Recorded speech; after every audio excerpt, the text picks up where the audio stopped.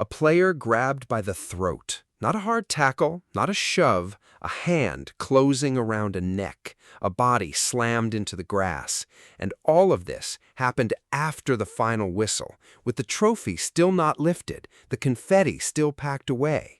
The reigning champions of the world, Lionel Messi's Argentina, chose to close out their reign not with a handshake, but with a full-blown brawl. So let's ask the only question that matters after 120 of the ugliest minutes this tournament produced. What the hell happened in that final? Because if you sat down expecting a coronation, expecting Messi to ride off with a second star, expecting a classic, you got something else entirely. You watched a masterclass from one team and a total meltdown from the other.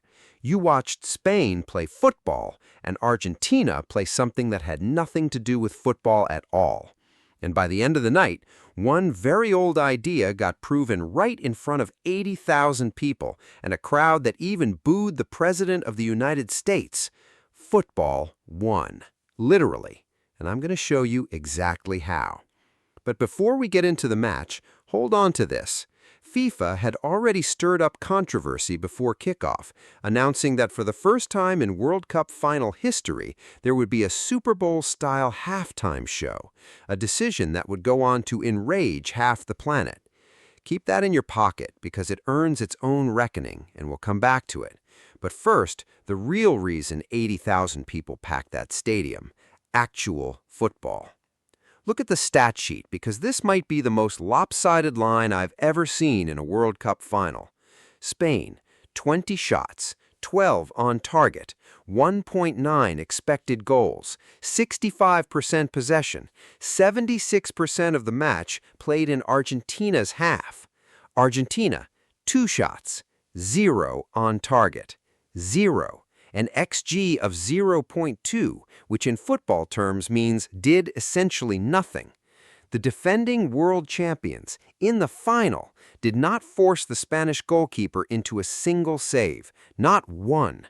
Meanwhile, Emiliano Martinez, Argentina's keeper, had to make 11 saves just to keep his team alive. Read that back. Argentina, 0 shots on target. Their own goalkeeper, 11 saves. That's not a match. That's a siege with a scoreboard attached. How does a team survive like that all the way to the 106th minute? Simple. You stop trying to play, and you start trying to stop the other team from playing by any means necessary. And the list of incidents wasn't tactical. It was industrial. Minute 14, an Argentine midfielder flies in late, both feet up on a Spanish player who's left in a heap on the grass. No card. Minutes later, another Argentine defender tries to stop Spain's young superstar by dragging him down, clipping his heel, raking his studs down the calf, basically committing 4 fouls in a single motion. No card. Another one comes in from behind, both feet up on a Spanish forward. And when a substitute finally comes off the bench, he apparently decides the first half wasn't nasty enough, elbows a Spanish midfielder in the back, and sparks a full-blown melee. Spain's captain had already warned about this before the match, that Argentina are a team that leave little messages with every challenge. He wasn't guessing. He'd watched the whole tournament, because this exact script had already been used to knock out England in the semifinal, a match that was arguably even nastier than the final. Argentina didn't outplay England. They provoked them, poked them, wound them up until they lost their heads. And on top of that, an unused Argentine substitute ran all the way across the pitch just to taunt the opposition, so brazenly that one of the England players ended up slapping him across the back of the head. That's the playbook. Drag you out of your comfort zone, pull you down to their level, and hope you crack first. It worked on England. Spain had watched the tape. And here's something we've been saying for weeks. Referees have let Argentina get away with far too much all tournament long. It happened again in the final.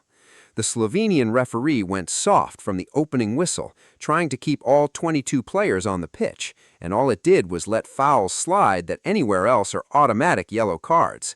The first booking didn't come until the 41st minute in a match that violent. So yes, throughout this whole run, the officiating has bent Argentina's way, and it's not unreasonable that plenty of people are asking whether the tournament's most marketable act was being protected. But here's where Spain did something no conspiracy theory could survive. They made the referee irrelevant. You can't rig a game you never get the ball in. Spain simply refused to engage with the shoving, the whining, and the theatrics. They put Argentina on a 2-hour passing carousel and let the fouls bounce off them without consequence. It was the coldest possible answer to the dirtiest possible question. No matter how much help Argentina hoped to get from the referee, they never held the ball long enough for that help to matter. Football won. And then Argentina did what Argentina does best, self-destruct. Their midfielder, already living dangerously all match, got booked for sarcastically applauding the referee. And then, deep into stoppage time in regulation, with the game crawling toward penalties, he came in studs first on a young Spanish defender and launched him into the air. Second yellow, red card. It was, in the words of basically everyone watching, brainless. Argentina, already losing the match by every conceivable metric, now had to defend a full 30 minutes of extra time with 10 men. He became just the third Argentine player ever sent off in a World Cup final. Let that sink in. The third. It's practically tradition at this point. And with the extra man, Spain finally broke through.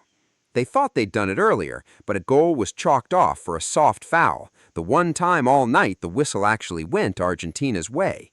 But it only delayed the inevitable. By the end of the first period of extra time, Spain had racked up 19 shots to Argentina's 0, the definition of a team knocking and knocking on a door that refused to open. You could feel the frustration building. Even Spain's ice-cool young winger got visibly rattled after one too many cynical fouls. Penalties loomed, which would have been a cruel joke on the side that had 65% of the ball and a dozen shots on target. And then, mercifully, the door gave way. Minute 106, a Spanish fullback floated a pinpoint cross to the back post, a winger knotted it back across the box, and a substitute striker volleyed it home, unstoppable for the Argentine keeper. 1-0 on Spain's 20th shot. The dam broke, and it broke on the shoulders of a team that earned it 100 times over. Now, let's be fair, because there's another side to this story, and one man deserves it more than anyone: Messi. Let's be clear about something. Whatever his teammates turned into that night, it didn't include him. It was his quietest game of the tournament. One touch in the first 15 minutes, and that touch came straight from kickoff. Anonymous, tightly marked, running the far side of the pitch like a memory nobody could quite reach. There was exactly one flash of life right after the red card. Messi woke up, dug into his bottomless well of genius, and used it to report a rival to the referee for covering his mouth while talking to him. He turned around with his hand raised, like a kid asking the teacher to punish the classmate who said something mean. The referee wasn't moved. It was, and I say this with nothing but love for the greatest of all time, one of the strangest sights of the tournament, the sacred number 10 reduced to a playground tattletale. And when it was all over, he didn't throw a punch, didn't grab anyone by the throat. He sank to the grass alone and cried. Losing a final at 39 in what's almost certainly his last World Cup, a tournament he dragged a limited squad to on his own back, doesn't take anything away from him. His greatness was already carved in stone years ago, and nobody gets to rewrite that. Even German pundits who tore into the rest of the Argentine squad, calling them thugs with no feel for the beautiful game, went out of their way to carve Messi out as a genius apart. The tragedy of this final is that the greatest player in history said his goodbye surrounded by teammates determined to show the ugliest version of themselves. And to be fair, Argentina isn't just a dirty team, and it would be lazy to leave it at that.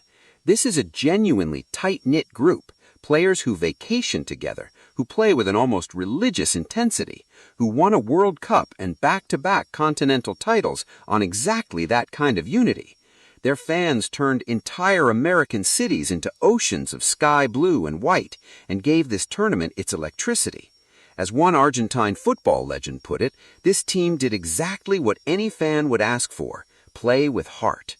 Even the coach said all the right things afterward. We've been great in victory, now we need to be great in defeat. Beautiful sentiment. The problem is, his players did the exact opposite, and the whole world watched, because when the final whistle blew, Argentina didn't lose with dignity. They lost their minds. As Spain celebrated, an Argentine fullback appeared to swing an arm at a Spanish player running past.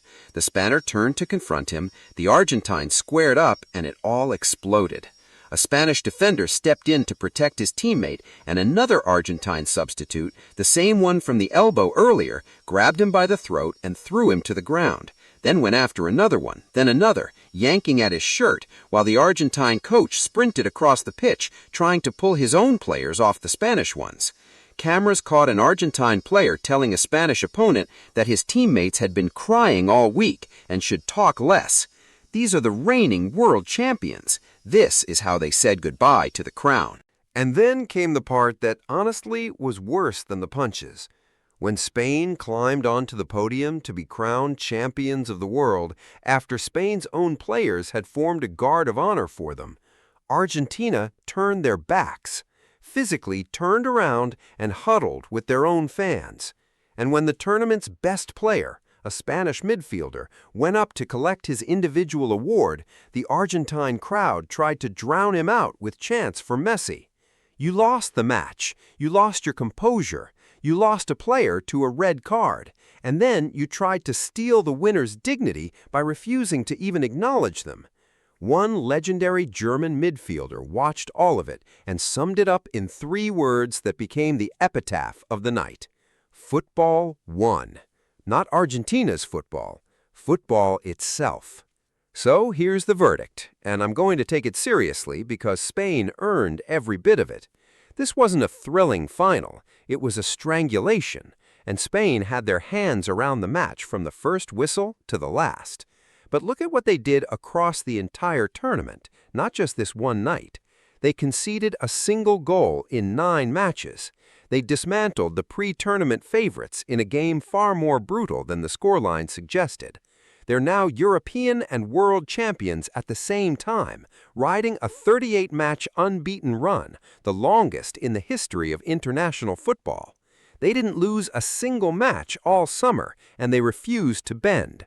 That's not luck. That's not a soft draw. That's not a friendly referee.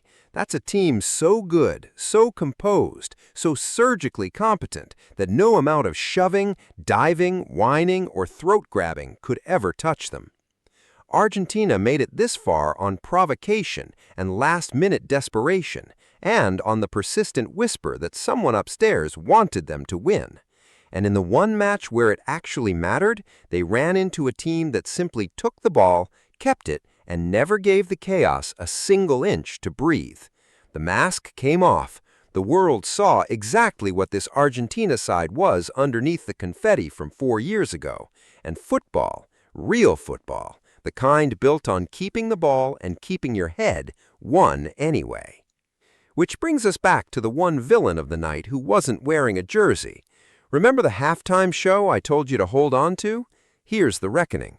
For the first time in World Cup final history, FIFA decided the match itself wasn't spectacle enough and bolted on a full Super Bowl-style production alongside it. A parade of global music stars, full orchestra included, drowning everything out with the same message about love. As a show, it was slick, well-produced, fine. As a decision, it was a disgrace, because the actual laws of the game state that halftime shouldn't exceed 15 minutes. This one ran nearly double that. One fan summed up the internet's mood with a perfect meme. Look what they did to my beautiful game. And it wasn't just bad taste, it was a competitive integrity problem. FIFA took 2 teams that had just fought for 45 minutes of a World Cup final and parked them in the tunnel for almost half an hour, muscles cooling, rhythm dying. Also, a pop concert could happen on the exact grass they'd just been sprinting across. All because a bigger show means bigger sponsorship money. When your own halftime entertainment is generating more headlines than your actual final, you've forgotten why people showed up in the first place. And that wasn't even the most awkward thing that happened off the ball. The President of the United States was loudly booed when he walked out for the trophy presentation alongside FIFA's president. An Argentine defender refused to shake his hand during the medal ceremony. And when Spain went up to lift the trophy, the president lingered at the edge of the celebration, trying to get into the photo, while FIFA's own president visibly tried to usher him out of frame. A president booed, a player snubbing him, football's own governing body pushing him out of the shot.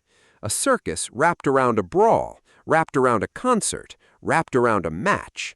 FIFA wanted spectacle. They got it, just not the kind that earns anyone's trust. Which moment tells the whole story for you? The 0 shots on target, the throat grab, or turning their backs on the champions? Let me know below. And if you rode this whole journey with me, the full tournament retrospective drops next. Every villain, every underdog, every dubious whistle.